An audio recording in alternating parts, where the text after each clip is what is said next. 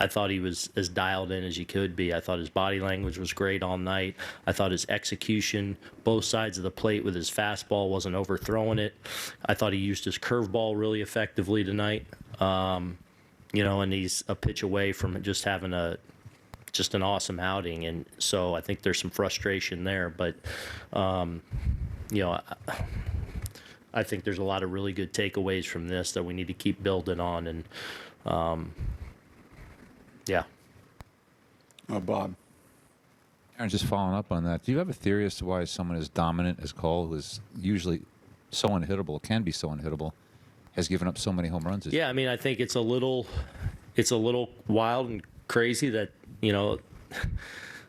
they don't line out or base hit it. Like when they get that pitch, it seems like they haven't missed it, and that's obviously hurt him some this year. He's still in the midst of a great year, obviously, but the long ball has definitely been something that hurts him. No, I mean, we're trying to dive into all that as much as we can, and trying to stay a little more unpredictable.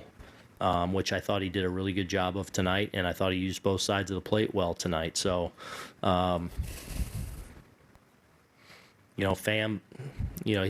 I thought he came out in that first inning really dialed in, wasn't feeling his way. I thought was really, really sharp. Pham kind of blocks one over there, put a good swing on it, not taking anything away, rides one out of here. It's like, man, he's about to have an absolute dominant first inning, settled right in from there, and again, the one pitch at the end that hurt him, but I thought he was outstanding around that. We got to just continue to really focus on controlling what we can control, staying a little bit unpredictable, and then just executing.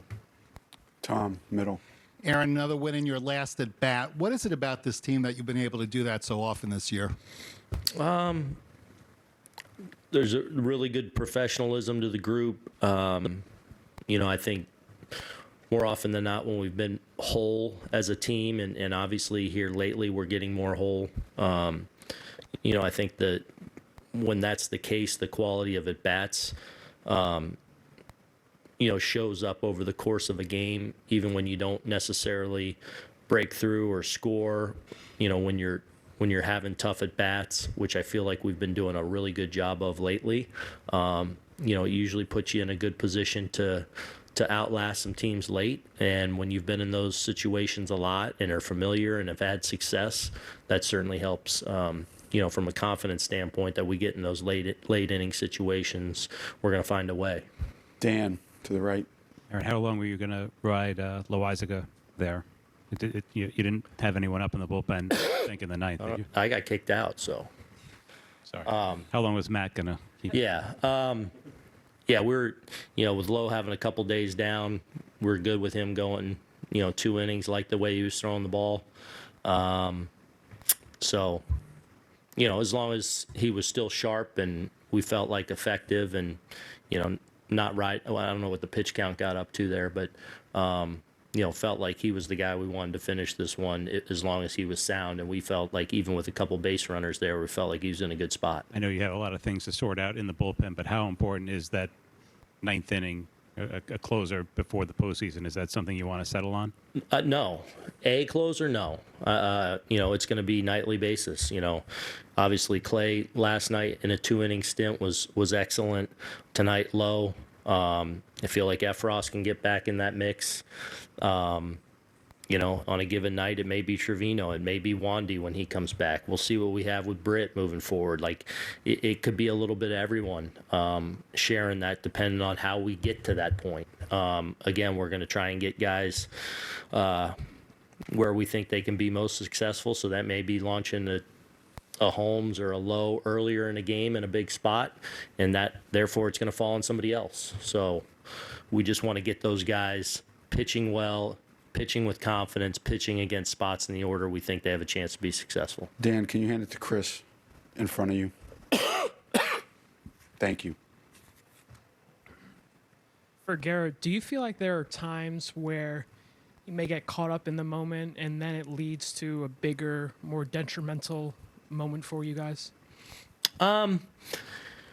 I think the one thing to guard against is, when you do get in those situations, making sure you don't have to go do more. He doesn't have to go reach for more. He's got everything there, all the weapons, all the pitches to not have to go reach back for extra. So that's the one thing I would, we want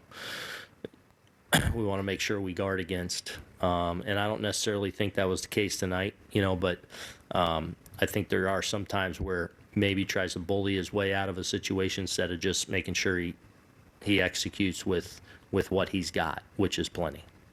Have you had those conversations with him? We've had a lot of conversations, and I truly feel like we're going to continue to grow from this, from some of the situations that we've been in that haven't gone the way we thought. We'll continue to work through those and hopefully gain experience and learn lessons from good things we've done, from times where we haven't. So we got to continue to grow from that. And again, I thought today was a big growth from last time, for example. A little unlucky there at the end with obviously a 3-ball there, but I don't want to get lost in how well he threw the ball tonight. Right in front of you, Chris. Barrett. Aaron, was your ejection primarily objecting to the borderline pitch that Gerrit was upset about, or was him getting? Yeah, getting thrown out, and then I felt like there was something going on with Trevi there, so I was obviously a little late in getting out there tonight, so I didn't want that to happen. So it was more out there trying to protect those guys a little bit. Ian. People obviously realize that hitting is one of the hardest things to do in sports. Hitting home runs on demand would seem impossible. And obviously with Judge, he's impacted winning in different ways the last few nights. But is this almost a reminder of just how hard it is to hit a home run and how amazing it is that somebody could hit 60 in a single season? Yeah, I think so. I think the casual person just, I'm going to come tonight and hit a homer, And the reality is he's just missed 2 the last 2 nights, 113 miles an hour and right at the track and center, and then tonight 110. Like, he's getting off the right swings. He's making good swing decisions. It's going to come. But